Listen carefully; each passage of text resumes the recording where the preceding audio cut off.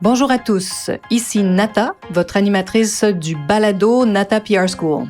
Vous êtes un entrepreneur ou un directeur de marketing et vous êtes sur le point de lancer un nouveau produit ou service?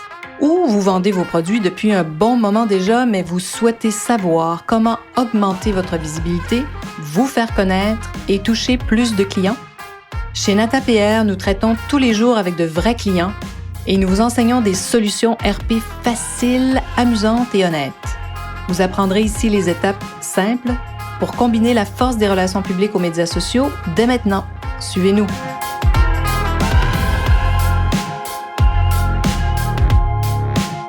Bonjour et bienvenue à ce 59e épisode du balado du podcast Nata PR School.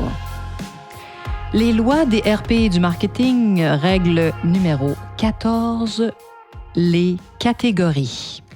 J'aime ces règles de RP et de marketing parce que ça me permet de parler parfois d'un sujet auquel je n'aurais pas pensé. Et aujourd'hui, je pense que c'est très intéressant de réfléchir à cette règle des catégories parce que vous avez sûrement déjà entendu dire, si vous n'êtes pas premier dans votre catégorie, créez-en une pour l'être. Je trouve cette loi vraiment fascinante parce que elle permet à des entrepreneurs très, très créatifs de se faire une place au soleil, même dans des marchés que l'on pourrait croire vraiment saturés ou impossibles à percer, surtout lorsqu'on voit là, ces géants qui nous donnent l'impression d'occuper tout le terrain. Pensez aux chaussures de sport, par exemple, ces fameuses baskets, entre guillemets, les chaussures de sport qu'on appelle de toutes sortes de façons un peu partout dans le monde. Parce que vous le savez peut-être vous en avez comme moi quelques paires. Elles prennent vraiment de plus en plus de place dans la garde-robe du monde entier. Chaque grande marque luxe les a même réinventées.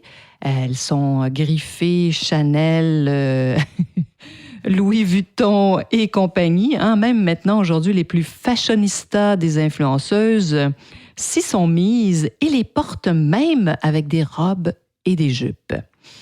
Je parlais avec des amis à un de mes cafés préférés et justement, on se rappelait que dans les années 80, on se moquait beaucoup des Américaines qui portaient ces fameuses chaussures de sport, chaussures de course, pour se rendre au bureau. Alors aujourd'hui, c'est devenu pratique courante. Elles ne voulaient pas, bien sûr, porter leurs escarpins pour ne pas les abîmer quand on se promène du train au métro et qu'elles devaient marcher. Évidemment, ces chaussures-là étaient pratiques. Et je me souviens comme je ne trouvais pas ça très élégant ni très joli. Comme quoi, notre œil s'habitue, n'est-ce pas? Et à force de voir parfois des choses, un item comme celui-là, on finit par avoir un œil, et puis on finit aussi surtout dans l'offre énorme à trouver des baskets, des chaussures de sport que l'on trouve plus belles que d'autres, et même jolies, et on a envie d'en acheter. C'est quand même assez intéressant tout ça. Alors, bien que peut-être vous n'êtes pas comme moi un adepte de la course à pied ou du terrain de basket, vous avez peut-être maintenant vraiment des baskets très stylées. Moi, j'en ai déjà quelques paires pour compléter vos tenues de tous les jours. Vous les portez peut-être même pour aller travailler. La tendance de fond qui met les chaussures de sport au centre de nos garde-robes est plus qu'une simple mode. Vous vous rappelez, dans un autre podcast, on parle justement de courant de fond ou de mode. Ici, c'est vraiment beaucoup plus qu'une mode, c'est une véritable tendance de fond parce que ça fait déjà quand même quelques années que le basket se réinvente et s'intègre vraiment à des garde-robes plus modes. Il est de plus en plus stylé. Et pour ma part, bien sûr, j'aime particulièrement plein de ces marques, comme je vous parlais tout à l'heure, les Chanel de ce monde et même Miu Miu, que j'aime beaucoup. Et une marque aussi que j'adore, qui est un client à nous, Vionic.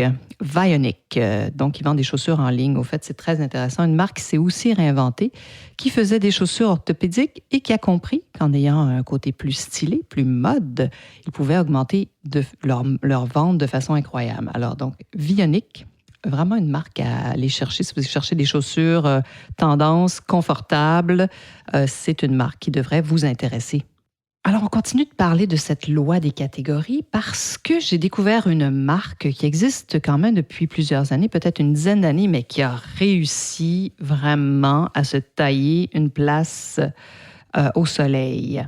Je ne sais pas si si vous connaissez cette marque, si vous en avez entendu parler, qui s'appelle On Running, donc O-N, On Running, qui a gagné vraiment des parts de marché énormes. Comment? En créant justement sa propre catégorie. Alors, c'est une entreprise au départ suisse, fondée en 2010 et qui occupait plus de 40 des parts de marché de chaussures en Suisse et 10 en Allemagne et qui a continué de progresser là, vraiment rapidement, qui est aujourd'hui présente dans 55 pays. C'est incroyable. Puis c'est une marque, bien sûr, qui compte des millions d'adeptes, j'imagine au-delà de 7 millions, 10 millions de coureurs qui sont devenus des fans de cette marque. Alors, comment cette nouvelle marque de chaussures de course a-t-elle réussi à faire sa place entre ces fameux géants dont on parlait un peu plus tôt, là, les Nike, Adidas, Reebok, New Balance de ce monde? Quand on pense à ces géants, on se dit, mais quelle perte de temps, c'est peine perdue de tenter de créer une nouvelle chaussure de course. Eh bien, voilà que nos amis suisses ont réussi ce tour de force avec la marque On Running. Vous avez peut-être aussi déjà entendu qu'il faut trouver une réponse à un problème que les consommateurs ont. Et peut-être qu'ils ne savent même pas qu'ils ont ce problème-là, mais une solution. C'est un peu ça aussi quand on veut créer sa propre catégorie, quand on amène une solution nouvelle. Alors donc, On Running, leur catégorie, à eux, ils sont les premiers parce qu'ils font les chaussures les plus incroyables qui donnent l'impression de courir sur des nuages. Donc, des chaussures très légères et à l'absorption incroyable. Ce qui, bien sûr, fait partie de ce que tout bon coureur recherche, des chaussures légères qui donnent l'impression de courir sur des nuages avec cette absorption de choc, comme on peut s'en douter. C'est une des raisons d'ailleurs pour lesquelles j'aime pas courir, c'est-à-dire que je trouve ça terrible pour les genoux. Je trouve ça trop dur pour le corps. Je préfère le vélo. J'adore le vélo cependant. Mais la course, mais bon, peut-être que si je me procurais des On Running, je changerais d'opinion sur la course. C'est possible. En tout cas, depuis que je me renseigne sur cette entreprise, j'ai très envie de me procurer une paire de leurs chaussures. Alors donc, leur propre catégorie a été créée parce qu'ils voulaient vraiment révolutionner la discipline de la course à tous les niveaux. La marque est fondée sur une formule radicale, toute simple, des amortis doux et des poussées dynamiques. C'est tout. Donc, ils se sont vraiment concentrés sur ce petit segment de marché pour vraiment prendre de la place. En d'autres termes, c'est ça. Donc, comment on peut rendre la course légère? Et c'est fabuleux, cette idée. J'adore courir sur des nuages, j'adore ça. Donc, c'est la catégorie de la course sur les nuages. Trop simple, vous pensez? C'est ce qui est fascinant dans cette idée. On a tout de suite en tête le confort extrême de ces chaussures et même si vous êtes comme moi et n'avez aucun intérêt pour la course, ça vous donne envie d'aller les essayer, n'est-ce pas? Les ingrédients de ce succès, de comment ils ont réussi à créer leur propre catégorie. D'abord, j'en ai identifié 4. Le premier, bien, c'est les fondateurs. Bon, il y a d'ailleurs dans leurs fondateurs un champion du monde de duathlon, vainqueur de nombreux Ironmans, donc ils ont déjà leur expert, qui est aussi le créateur de la marque, un ingénieur suisse. Donc, cette connaissance du terrain, de la discipline de la course et de s'allier donc à un ingénieur, ça a permis de créer des chaussures complètement révolutionnaires.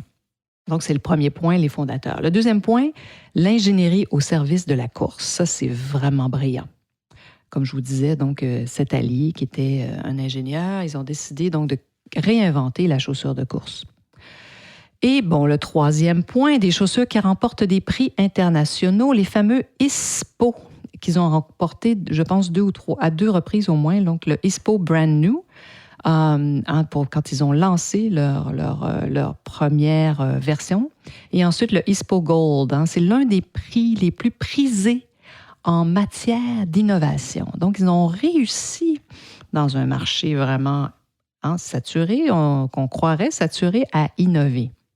Ça, c'est le point 3. Hein. Le point 1, les fondateurs. Le point 2, l'ingénierie au service de la course. Ça, c'est vraiment 2. 3, des chaussures qui remportent des prix. Et 4, c'est clair qu'ils ont utilisé la force des ERP pour se propulser. On voit d'ailleurs, il y a plein de mentions d'articles de grands médias, dont le Wall Street Journal qui a dit la chose suivante sur la marque. Le journal présente On comme une chaussure de course révolutionnaire. N'est-ce pas extraordinaire? Donc, les RP pour raconter leur histoire, parler de leur prix, etc. Le point 5, tout à coup, d'autres champions de la course et des personnalités ont vraiment adopté les chaussures. D'ailleurs, après avoir remporté des Oscars pour Birdman et Gravity, l'acteur Emmanuel Chivo Lubezki, j'espère que je prononce son nom comme il faut, donc M. Chivo Lubezki a gagné son 3e Oscar consécutif pour son travail sur The Revenant. Et lors d'une séance photo des Oscars avec le fameux magazine Variety, un mot que j'ai de la difficulté à prononcer en anglais, imaginez-vous donc qu'il porte ses chaussures préférées. Quelles étaient ses chaussures préférées? Des On Cloud. Vraiment incroyable. Ça, c'est 5. Oh, il y avait un 6e point aussi que je suis en train de complètement oublier. Le 6e point, bien sûr, ils ont combiné les RP à leurs médias sociaux. C'est une évidence si vous allez voir ce qui se passe sur leur plateforme de médias sociaux. Voilà, donc j'avais envie de vous parler aujourd'hui d'une nouvelle loi, la loi de la catégorie. Si vous n'êtes pas premier dans votre catégorie, créez-en une où vous allez le devenir. Alors, j'espère que ça vous aide à réfléchir sur votre entreprise, à ce que vous pourriez peut-être faire pour vous propulser, aller plus loin, augmenter vos ventes. Et j'espère que vous joindrez à moi, bien sûr, la semaine prochaine. Vous êtes curieux et souhaitez en savoir plus sur comment implanter des stratégies de relations publiques? Rendez-vous sur natapierre.com et inscrivez-vous sur notre liste. Vous recevrez le modèle NataPR pour créer une campagne RP réussie. Et si vous souhaitez devenir client, contactez-nous à nata@natapierre.com. Nous attendons vos commentaires. À la semaine prochaine!